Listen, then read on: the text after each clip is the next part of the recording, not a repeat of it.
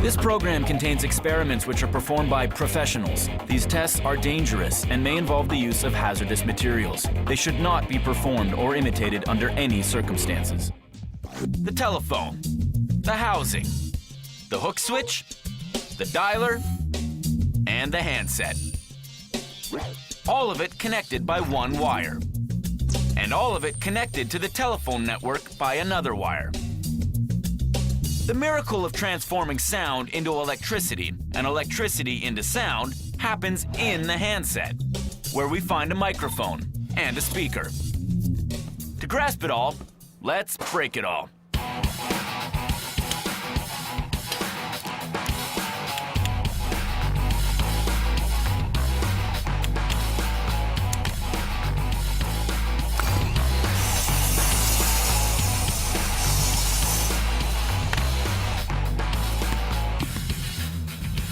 The microphone is what transforms voice into electricity.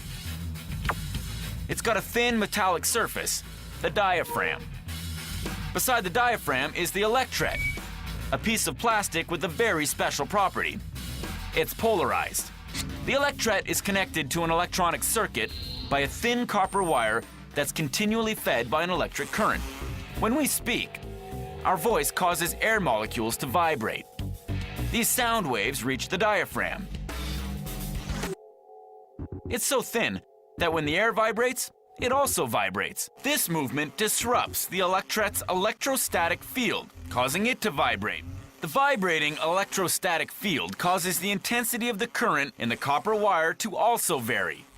The microphone has just transformed air vibrations into electric vibrations.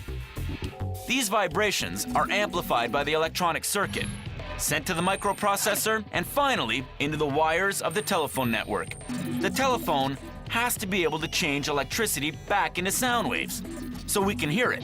That's where the speaker comes in. It does exactly the opposite of the microphone. It has three components: a diaphragm, a coil made up of a long copper wire wrapped around itself and attached to the diaphragm, and a magnet. When the electric vibrations reach the coil, the current magnetizes it and transforms it into an electromagnet. Since the coil is attached to the diaphragm, it also vibrates at the same frequency. That movement, in turn, causes the air in front of the diaphragm to vibrate at the same frequency as the electric current. Vibrating air is sound waves. The electric current has just been retransformed back into sound. Voila!